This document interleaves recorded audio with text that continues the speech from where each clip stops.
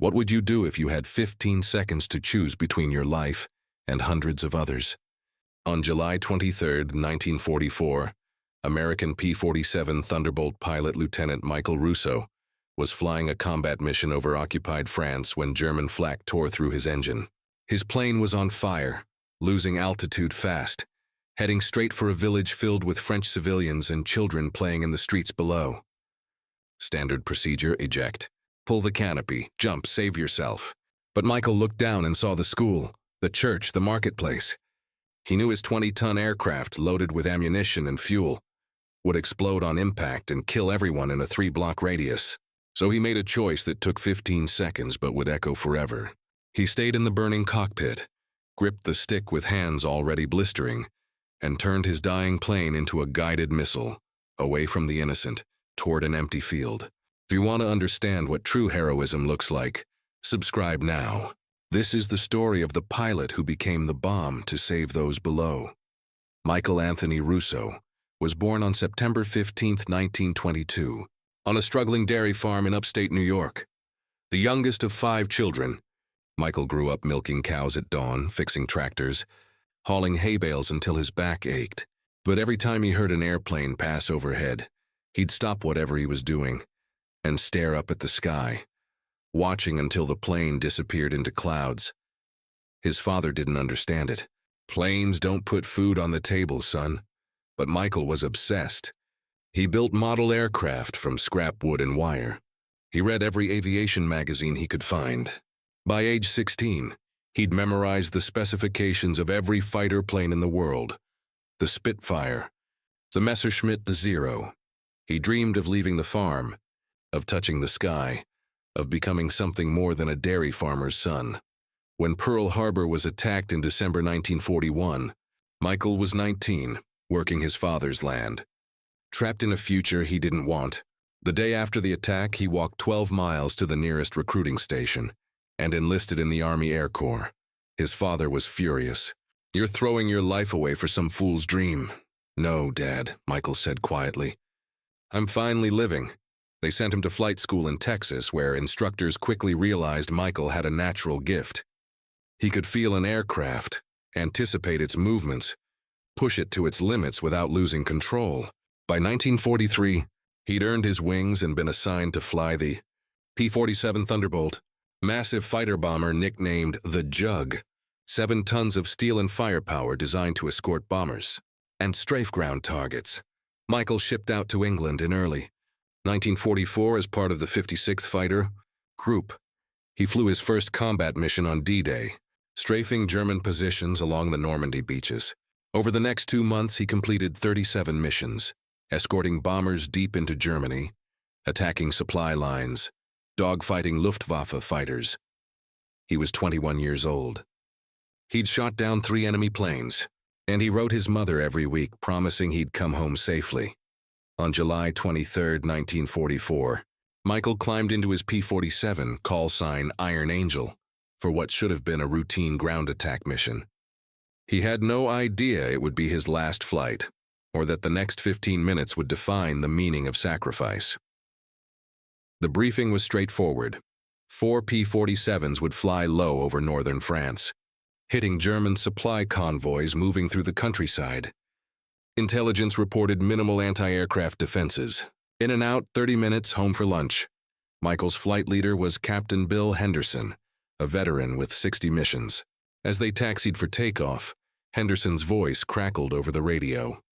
"Stay tight, watch for flak, don't get cocky. The moment you think it's easy is when they kill you." They took off at 1,000 hours into a clear blue sky. Michael loved this part, the moment the wheels left the ground and the earth fell away. Up here he wasn't a farmer's son. He was free. They crossed the English Channel at 8,000 feet, then dropped to treetop level over France to avoid German radar. The countryside below was beautiful. Green fields, stone villages, church steeples. Hard to believe a war was happening down there. Henderson spotted the convoy first, 12 trucks moving along a rural road, carrying ammunition and fuel for German forces. "There's our target. Line up for strafing run. Russo, you're number 3. Michael followed Henderson into the dive, finger on the trigger. The P-47's 850 caliber machine guns roared to life, tearing through German trucks. Explosions blossomed. Soldiers scattered. Then everything went wrong. German 83mm flak guns, hidden in the tree line, not marked on any intelligence map, opened fire. Black puffs of shrapnel filled the sky. Michael heard metal tearing, felt his plane shudder violently. "I'm hit! I'm hit!" That was Lieutenant Parker, his wingman spinning out of control toward the trees. Michael pulled up hard, gaining altitude, checking his instruments. Oil pressure dropping, engine temperature spiking, smoke pouring from the cowling. Another flak burst exploded 20 feet away, and his windscreen cracked. His engine seized. The propeller stopped. Suddenly, the P-47 wasn't flying. It was falling. 7 tons of metal and explosive ammunition plummeting toward the earth at 200 miles per hour. Below him, maybe 1,000 feet down, Michael saw a village. Red-tiled roofs, a church, a school with children playing in the courtyard, and his burning plane was heading straight for them. Time slowed down.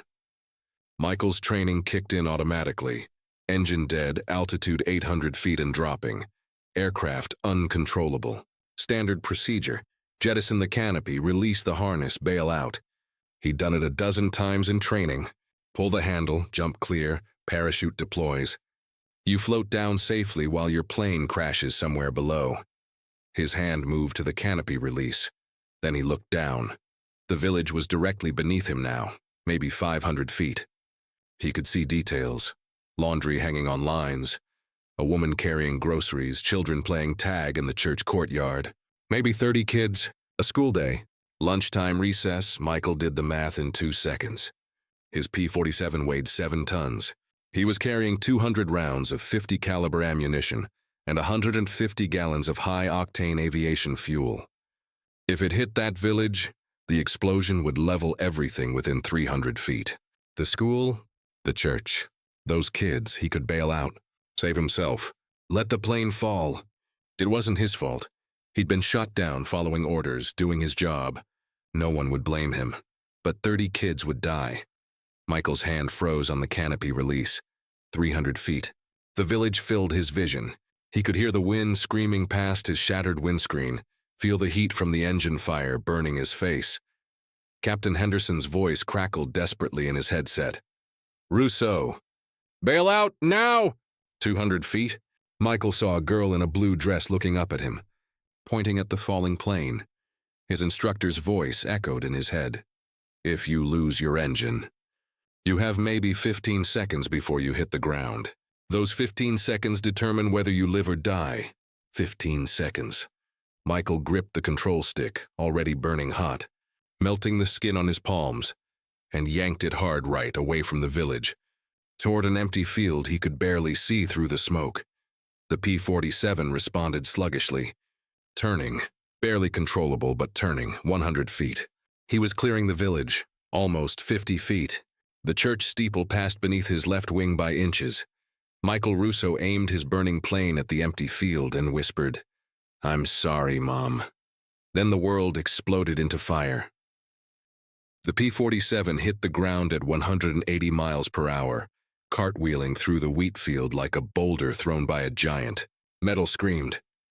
The fuel tanks exploded, sending a fireball 200 feet into the air. Ammunition cooked off in rapid bursts, tracer rounds shooting in every direction. Black smoke billowed into the sky, visible for miles. In the village, everyone had watched the plane fall. They'd seen it heading straight for them, heard the dying engine, prepared for death. Then, impossibly, the aircraft had turned at the last second, clearing the church steeple by feet, slamming into the empty field beyond the town. Father Henri Dubois, the village priest, was the first to run toward the crash site. Behind him came farmers, shopkeepers, women with children. They expected to find wreckage and a dead pilot. What they found was hell on earth. The P-47 had disintegrated on impact. Pieces of aircraft were scattered across 300 yards of burning wheat. The main fuselage had split in half. The cockpit section crumpled like a tin can. Fire was everywhere, fed by leaking aviation fuel. "There's no way anyone survived this," someone said in French. Then they heard it, a sound that shouldn't have been possible. Coughing, Father Dubois ran toward the crushed cockpit. heat searing his face. Through the flames and smoke he saw movement, a hand reaching out weakly from the wreckage. "Mon Dieu," the priest whispered. "He's alive." 4 men grabbed fire blankets and beat back the flames enough to reach the cockpit. What they found defied belief. Michael Russo was still strapped in his seat, unconscious, both legs crushed beneath twisted metal, blood covering his flight suit. Burns covered his face and hands, but his chest was moving, breathing. Somehow, impossibly, breathing. They pulled him from the burning wreck seconds before the remaining fuel ignited, dragging him to safety as the cockpit section exploded behind them. The village doctor, an old man who'd treated injuries in the First War, knelt beside Michael and checked for a pulse.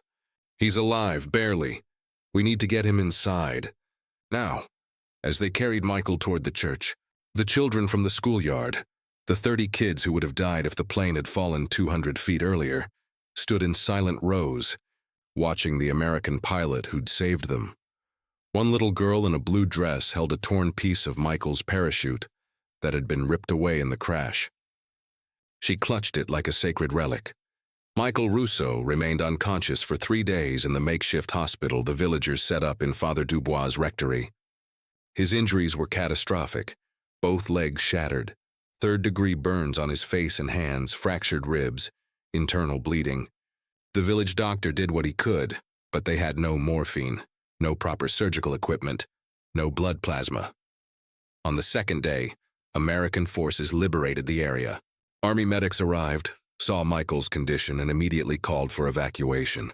As they loaded him onto a truck for transport to a field hospital, Captain Henderson arrived. Having searched frantically for his missing pilot, he stood beside the stretcher, looking at Michael's burned face, and asked Father Dubois the question that had been haunting everyone. How did he survive? At that altitude, that speed, he should have bailed out. Why didn't he bail out? The priest looked at Henderson, then gestured toward the village visible through the church window. "Because we were there. Your pilot, he saw us. He could have jumped, saved himself, but his plane would have hit the school. The children." Henderson felt his throat tighten. He walked to the crash site with the village mechanic, who'd been examining the wreckage. What they found made Henderson's blood run cold. The canopy release mechanism was undamaged. The ejection system was functional. Michael's harness release worked perfectly. He could have bailed out at any point during the descent. He'd had time. He'd had the means. He'd chosen not to. "He flew it in," Henderson whispered. "He stayed in a burning plane and guided it away from the village. He used himself as the guidance system." The mechanic nodded. "The control stick in the cockpit, it was melted into his hands. He held it so tight through the fire that the metal fused to his skin. He was steering it until the moment of impact." Henderson stared at the scorched earth where Michael had crashed, doing calculations in his head. If Michael had bailed out at 500 feet, his parachute would have barely deployed before he hit the ground. But the plane would have fallen straight down, onto the school, onto those children. Michael Russo had traded a slim chance of survival for the certainty of saving 30 innocent lives, and that choice would define everything that came after. Michael Russo died on July 28, 1944, 5 days after the crash, in a military hospital in Paris. His injuries were too severe. The burns, the internal damage, the blood loss. His body had fought as hard as it could, but there was a limit to what medicine could do in 1944. He never regained consciousness, never knew that the village he'd saved was organizing a memorial, never learned that the 30 children from the school had drawn pictures of his plane, of the American angel who'd fallen from the sky to protect them. Captain Henderson was there when Michael died. He held his pilot's bandaged hand and said, "You saved them all, kid. Every single one. You're a hero." Michael's last breath was quiet, peaceful. He was 21 years. Then the telegram arrived at the Russo farm on August 3, 1944. Michael's mother read it standing in the kitchen where she'd made breakfast for her son every morning of his childhood. The words blurred through her tears. "The Secretary of War desires me to express his deep regret that your son, First Lieutenant Michael A. Russo, was killed in action.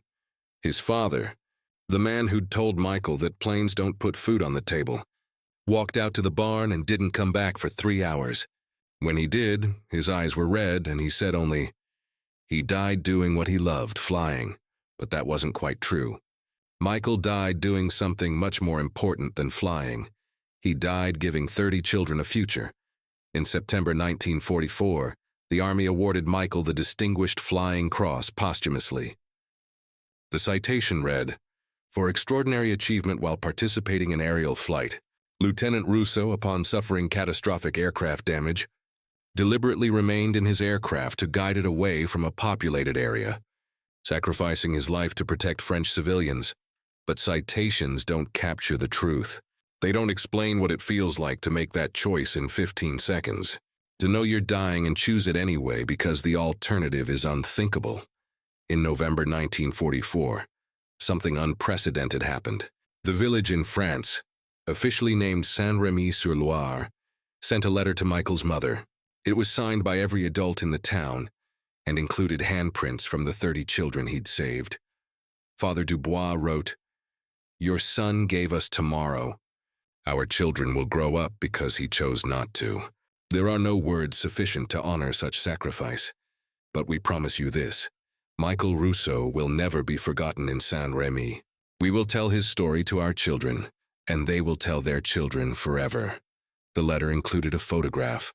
30 children standing in the schoolyard holding a banner they'd made. "Merci, Lieutenant Russo." Michael's mother kept that photograph on her mantle for the rest of her life. When visitors asked about it, she'd say, "That's why my son died, so those children could live." In 1947, the village erected a monument in the field where Michael crashed, a simple stone marker with a bronze plaque. Here fell Lieutenant Michael Russo, American pilot, 23rd July 1944. He gave his life that we might live. Greater love hath no man than this. Every year on July 23rd, the village held a ceremony. The children, now growing up, some with children of their own, would gather at the monument. They'd place flowers, sing songs, remember the American who'd become their guardian angel. In 1954, 10 years after Michael's death, one of those children, a girl named Marie Beaumont, the one in the blue dress who'd watched the plane fall, became a teacher at the same school Michael had saved. On her first day, she told her students about July 23, 1944, about the plane that should have killed them all, about the pilot who chose to die instead. He was 21 years old, she told them. Just a boy, really. But in 15 seconds, he became the bravest person I've ever known. And because of him, I'm standing here today. Because of him, you're sitting here. Because of him, we have futures. In 1984, 40 years after Michael's death, the U.S. Air Force sent a delegation to Saint-Rémy for the anniversary ceremony. Michael's nephew attended, a pilot himself flying F-16s. He met Marie Beaumont, now 64 years old, still teaching at the same school. "I never met my uncle," he said. "He died before I was born, but I became a pilot because of him, because I wanted to understand what kind of man makes that choice." Marie took his hand, tears in her eyes. "Your uncle didn't make a choice. He made the only choice, because that's who he was. That's who all heroes are, people who see what needs to be done and do it no matter the cost." She walked him to the school courtyard where 30 trees had been planted, one for each child saved. Plaques beneath each tree bore the names of the children who'd been playing there on July 23, 1944, and beneath their names, a single line, "Saved by Lieutenant Michael Russo." 73 people are alive today because of those 30 children, Marie explained. Grandchildren, great-grandchildren. Your uncle didn't just save 30 lives that day. He saved generations. Michael Russo's name isn't widely known. He's not in history books. There are no movies about him. But in a small village in France, in a field where wheat grows over the scar of an old crash site, he's remembered. Every year, every generation. Because heroism isn't always about winning battles or destroying enemies. Sometimes it's about 15 seconds where you see what's right and what's easy, and you choose right, even when it costs everything. Michael Russo was a farm boy who wanted to fly, and in the end, he flew straight into eternity. Not away from death, but toward it, because that's what saving lives required. His mother was right. He never came home, but he sent 30 children home instead. And in the end, isn't that what heroes do? Give themselves so others can have what they'll never have? Tomorrow, think about the split-second choices that define us, the moments where we choose between self-preservation and something greater. Michael Russo had 15 seconds to make a choice that would echo through generations.